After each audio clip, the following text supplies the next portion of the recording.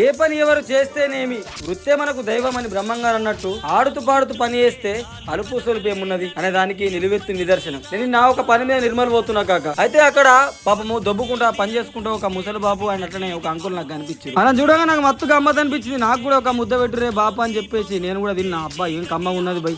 మంచి ఇట్లా పనికొచ్చి తోటలల్లా మంచిగా సద్ది డబ్బా తింటే ఎంత కమ్మగా అనిపిస్తుంది కాక. అలా చూస్తే నాకు నా చిన్నప్పటి రోజులు యాదకి వచ్చినాయి. మమ్మల్ని కూడా మా అమ్మ మా బాప ఇట్లనే కూలి పనికి ఎత్తుకొని పోయి ఆడ పనికాడ మధ్యాహ్నం పూట మంచిగా కూర్చుండి కారమైన కానీ కమ్మగా అనిపిస్తుండే అయ్యవతో కూర్చుండి తింటే నాకు ఆ పాత రోజులని యాదకి వచ్చినాయి. వాళ్ళతో బాగాసేపు ముచ్చట పెట్టి బుక్కడంత అన్నం కూడా తిన్నా, బెండకాయ కూర తెచ్చుకున్నారు గమ్మత్తుగా. మంచిగా పాత ముచ్చట్లని మాట్లాడుకున్నాము. బుక్కడ తాగుదాం పని చిలాక్సీ అంటే లేదు బాబు పనికి వచ్చినాం కదా మంచి కొట్టదని చెప్పారు.